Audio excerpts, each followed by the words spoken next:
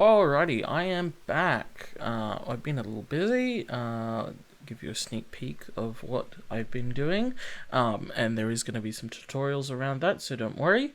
But before that, what we are going to look at today is Unreal has finally released their remote control web interface, the customizable one that I've been talking about for a while.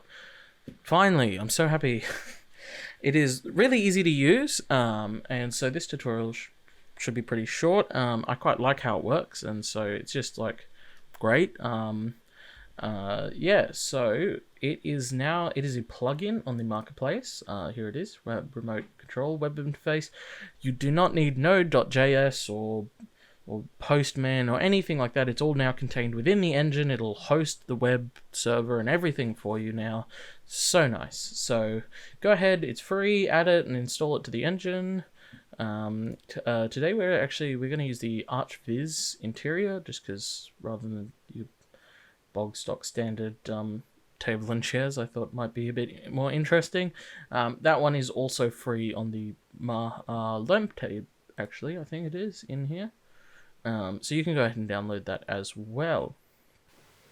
The other thing is 4.26 is officially out, and so along with that comes apparently the take recorder nodes are now missing from the blueprints, and I can confirm they're not there, so I'll probably have to make a follow-up then of how to actually do it. Alright, so we are now in the okay, is it working now? Okay. Yes, Unreal represents an interesting thing to record. There we go. So I should be able to enable those. So I either record on my GPU, which I got a 3090, but the problem is ray tracing slows that down, or I record on my CPU, which compiling shaders causes the recording to freeze. So I can't win, really. Alright, so we're in just the project. This is any project really you want. This is just the project we're using. So what you're wanting to go and do first is go to your plugins, and we will enable the new web control one. So you'll need the original one, the web control API, but as you can see now we have a web control web interface plugin.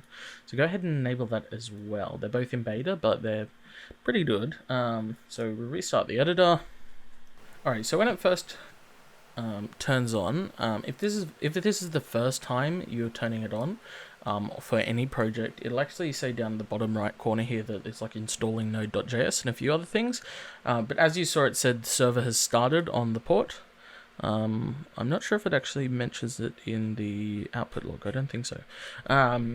But yeah, so it now hosts the server, so I don't have to run anything extra to get this to work. So if I put Chrome here and we just go to localhost, so by default the new one is 7000, the port, and ta-da, it just says no presets available, but it's now loaded, which is really cool. So what we have here under the project settings, under plugin,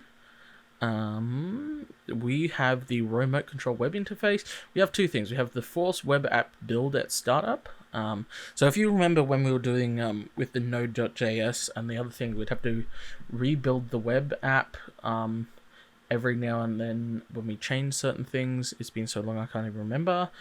So that will just mean it'll automatically rebuild it at startup. So just enable that if you're having trouble, although it should do it automatically when it detects changes. The other thing is we have what port we want it to be on. So this now allows you to specify what port you want it to be on, instead of being locked to a specific port. It is a different port to the original one. So how do we start doing stuff with web control? Well, I'm going to split it, and then I might just move things across like that. There we go. So I'm using the widescreen today. So all we need to do is create a new asset, which is called the remote control preset. So that is under miscellaneous and remote control preset, and we're just going to type web control preset like so, and ta-da. So you've just seen this straight away updates because now it's detected that preset. We click it and you'll just notice it's very subtle, but when you open it up, there's like these little like closed eyes that open up against every setting. So then you can enable and disable that with edit mode at the top here. And that is for literally anything. So if I go into project settings, you'll notice it's all in here as well.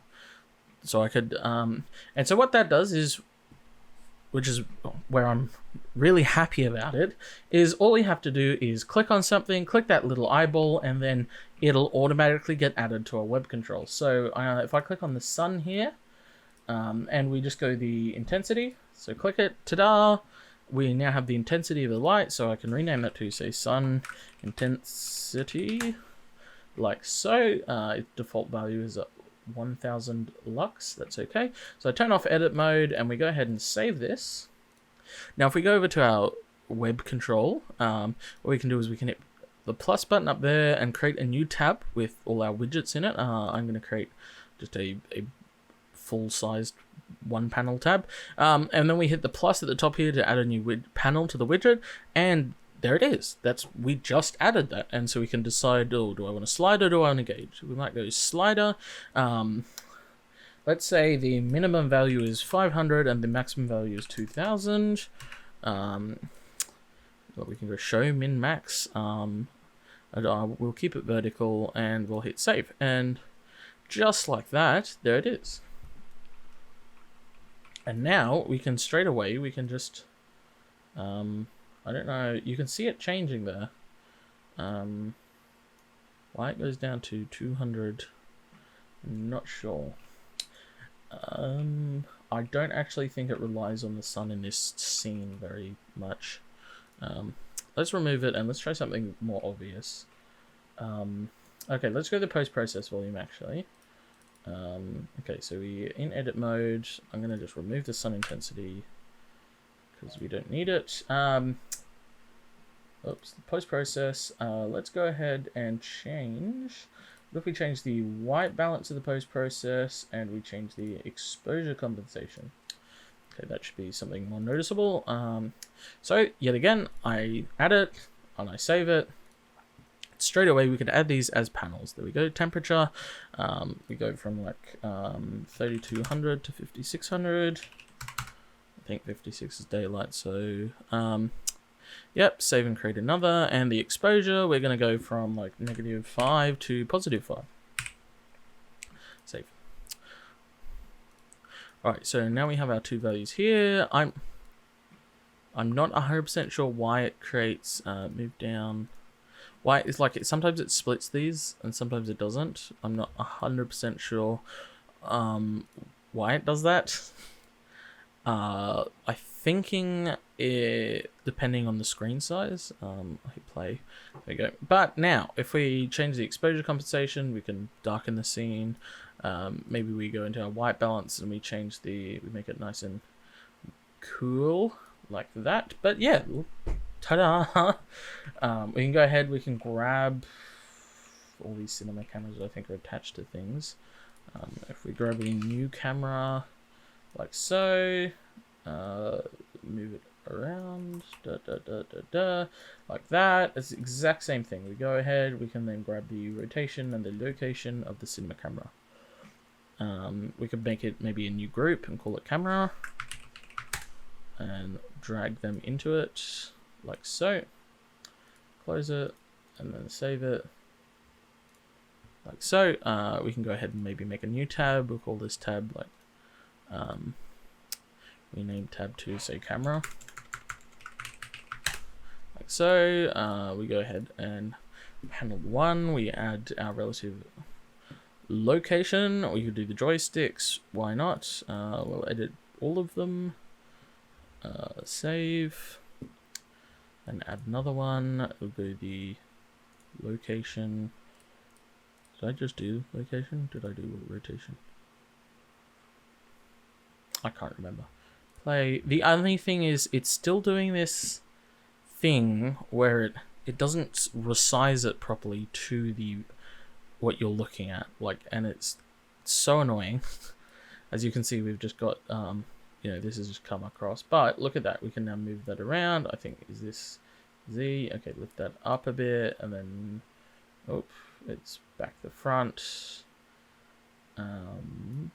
So I added two, and apparently I cannot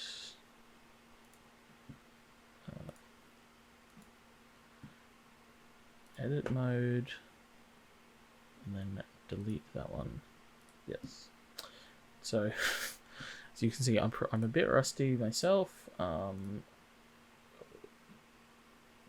Y and Z we don't know.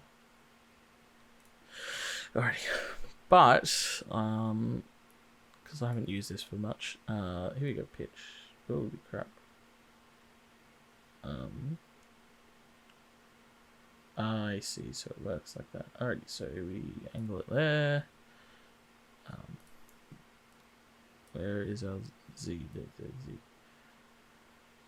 Up. And then across. Oops. There we go. Okay, and then a roll. Your. Why is your not doing anything? Still in beta. Here we go. Your doesn't seem to work. Alrighty. But that gives you an idea, right? And so we can affect pretty much anything. Now, someone had pointed out that the previous ones don't work in play mode. And I think... Oh, apparently this one does work in play mode. I'm not sure who said it didn't work in play mode, but this one does.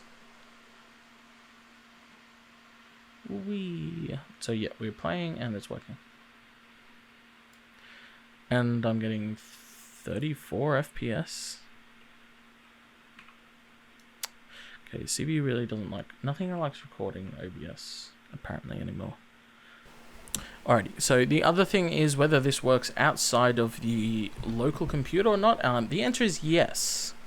I just had to double check then, but you'd no longer... Oh, wait a minute. It works for me, but I think we still... No, wait, no, that was for 4.25. Okay, yeah, no, it does work outside of the local... Or outside of this computer without doing that trick in the engine config anymore. 168.1.22, yeah. So it works on my iPad already. Cool.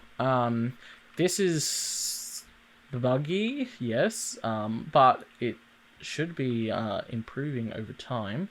I'd like to think it would be improving over time. This is Unreal's preferred method, or Epic's preferred method, instead of OSC for controlling the engine. Just because of the way this is made from the ground up to do this, where the OSC isn't. So that is something to keep in mind. But otherwise, you can use OSC. OSC's just fine as well. It's a shame you can't trigger things.